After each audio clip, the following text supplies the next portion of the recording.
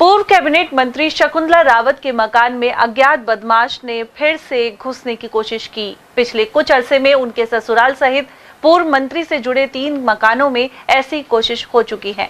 शकुंतला रावत का कहना है कि उनकी रैकी की जा रही है और हमला भी हो सकता है। वहीं पुलिस एक नाबालिग चोर को ऐसी घटनाओं की वजह मान रही है।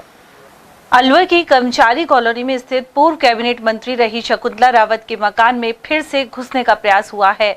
नेता प्रतिपक्ष टीकाराम जूली ने लगातार ऐसी घटनाओं के चलते कानून व्यवस्था पर सवाल उठाए हैं। वहीं शकुंतला रावत ने डीजीपी उत्कल रंजन साहू से गुहार लगाई है। उन्होंने कहा कि 2 बार उनके घर और 1 बार ससुराल में घुसने का प्रयास हुआ है। इस दौरान कोई सामान नहीं चुराया गया और रैकी करके अज्ञात शातिर चले गए। उन्होंने आशंका जताई कि उनके परिवार को कोई मारना चाहता है। 25 दिन में तीसरी बार घर में घुसने की घटना हुई है। ताजा मामला कर्मचारी कॉलोनी स्थित मकान में शुक्रवार रात 10:55 का है। पूर्व कैबिनेट मंत्री ने कहा कि यह बदमाश सरिया लेकर आया था और उस समय उनके पति पानी की टंकी भर रहे थे।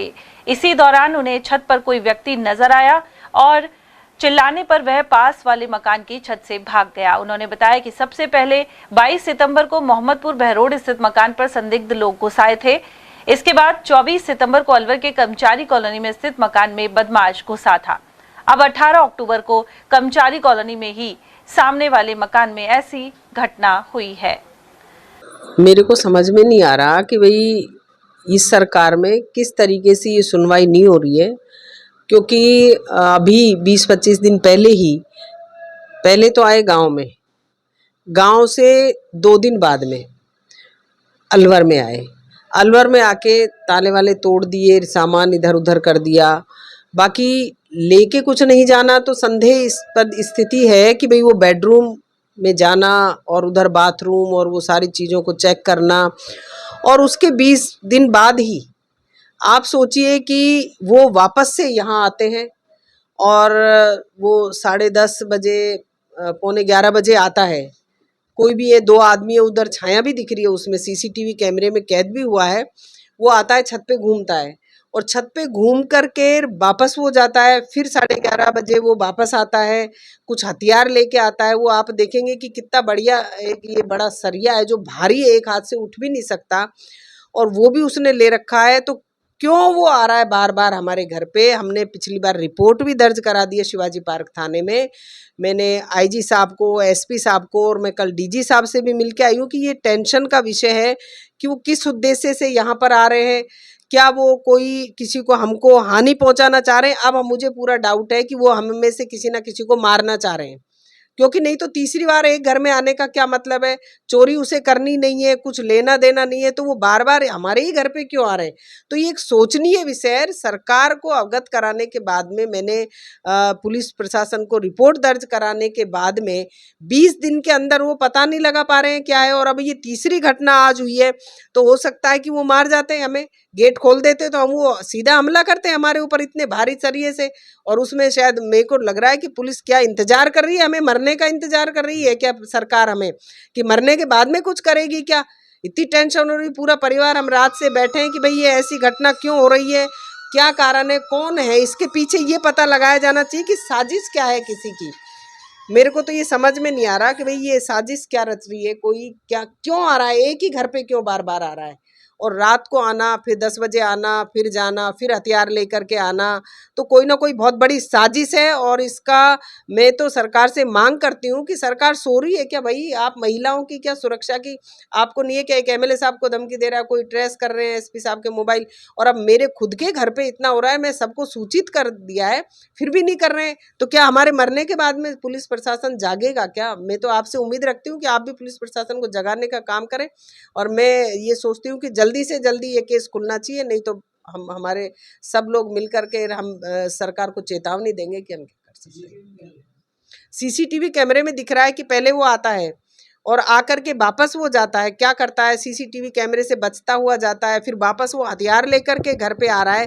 तो किस उद्देश्य से आ रहा है? मारने के उद्देश्य से आ रहा है, चोरी के उद्देश्य से तो वो लग ही नहीं रहा कि हमें आ रहा है। वो तीसरी बार आया है तो किसी ना कुछ करने के लिए आया है, मारने के लिए आई। अब मैं तो, मेरे परिवार को तो मुझे डर। उधर आसपास के लोगों ने बताया कि पास ही कर्मचारी कॉलोनी के बी ब्लॉक में करीब 5 मकानों में रात को चोर घुसे हैं। यह शातिर बर्तन और नकदी आदि पार करके ले गए। सो रही थी रात को और इनके से हमारे इधर आ गए थे। फिर रात को मुझे क्या आवाज़ भी आ रही थी, तो मैं इनका वो लड़की पता नहीं क्या कर रही है, मुझे क्या पता चोर घुस रहे हैं, ये हुआ था। बाकी तो फिर मैं बाहर निकल के मैंने खिड़की विड़की खोल के भी देखा और कुछ ही ऐसा पता नहीं लगा। क्या क्या सामान ले गए? बस 8,000 रुपये। और वो ऊपर छत पे नर्सरी के द्वारा पीछे से चढ़े हैं और मेरे घर में सामान जो है पीतल का था वो छत पे से लेके गए हैं कमरे में से। पड़ोस वाले मकान में ऊपर जो है 2 कमरे हैं उनके 2 ताले तोड़े हैं और उनमें उनका कुछ कैश वगैरह बता रहे हैं, वो उसको लेकर गए हैं और ताले टूटे पड़े हैं उनके भी। उधर नेता प्रतिपक्ष टीकाराम जूली भी पूर्व मंत्री शकुंतला रावत के निवास पर पहुंचे। उन्होंने घटना की जानकारी ली, साथ ही बढ़ते अपराधों के चलते कानून व्यवस्था पर सवाल उठाए। सामान लेके जा रहे, बड़ी विचित्र सी घटना है, क्या कहेंगे? देखिए, मैं ये कहना चाहूंगा कि प्रदेश के अंदर क्राइम का स्तर ये है कि रोजाना चोरी, लूट, डकैती, गैंगरेप, बलात्कार, एट्रोसिटीज और यहाँ तक कि आपसी रंजिशों में फायरिंग, पुलिस के लोगों को वाहनों से कुचलना, एक्सीडेंट, इस प्रकार की घटनाओं में बड़ी तेजी आई है और सरकार इस पे एकदम मौन है। आज ये बड़ी गंभीर घटना है कि हमारी पूर्व मंत्री हैं, उनके घर पे पिछले 25 दिनों में तीसरी चोरी हो, चोर आते हैं और हर बार रिपोर्ट होती है, पुलिस कोई कार्रवाई नहीं कर पाती। अब आज जो आरोपी पकड़ा है वो कह रहे हैं कि वो नाबालिग है, तो ये भी मैं कहना चाहूंगा, इस पे हमें बड़ा ध्यान देने की जरूरत है कि इस प्रकार के गिरोह सक्रिय हो गए हैं, क्योंकि भिवाड़ी का प्रकरण था, उसमें भी और भी जगह कई जगह ऐसे मामले आए हैं। अभी जैसे बाबा सिद्दीकी का मामला है, उसमें भी कह रहे हैं कि नाबालिग है। तो ये कोई नाबालिगों से कोई गिरोह इस प्रकार की घटनाओं को अंजाम तो नहीं दिलवा रहे हैं। तो इस विषय पे जरूर गंभीर चिंतन करने की जरूरत है। बाकी ये सरकार फेल है, विदेशों में घूमने से मुख्यमंत्री को फुर्सत नहीं है। उनका विभाग है, गृह विभाग में ऐसा लग रहा है जैसे सब सो रहे हैं। पुलिस प्रशासन अवैध वसूली, अवैध माइनिंग, कहीं बजरी वालों से, कहीं पत्थर वालों से, कहीं जिप्सम वालों से इस कमाई में लगा हुआ है और प्रदेश के हालात बिगड़ते जा रहे हैं।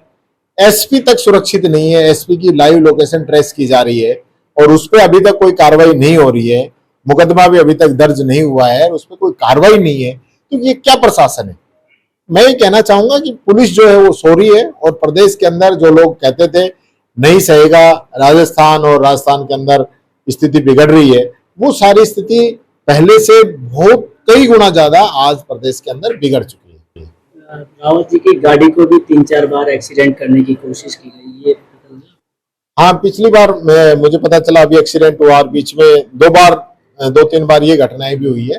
तो मैं समझता हूँ कहीं ना कहीं कोई गिरोह है, कोई गैंग है जो लगातार इनको निशाना बना रही है और इस प्रकार के प्रयास कर रही है।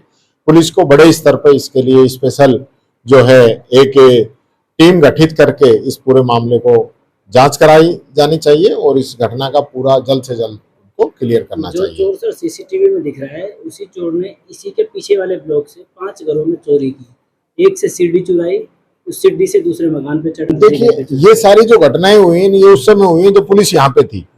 ये भी लगभग उसी समय की घटनाएं हैं जब पुलिस यहाँ पे खड़ी थी। तो पुलिस का जो इकबाल है वो खत्म हो चुका है। 50 मीटर की दूरी पे पुलिस खड़ी है और चोर चोरी कर रहा है।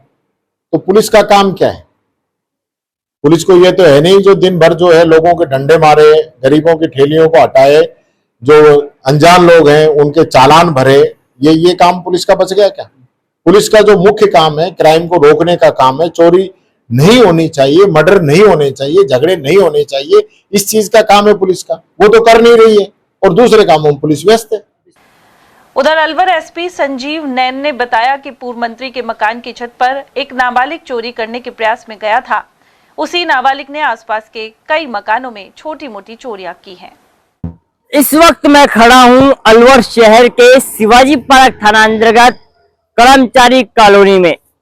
मैं आपको सीधे तौर पर दिखाना चाहूंगा, ये बोर्ड पूर्व कैबिनेट मंत्री शकुंतला रावत का है, जहां पर 20 से 25 दिन पहले एक चोरी की वारदात का प्रयास किया गया था, लेकिन चोर चोरी करने में असफल रहे और फरार हो गए। उस वक्त मुकदमा दर्ज हुए लेकिन कोई कार्रवाई नहीं हुई।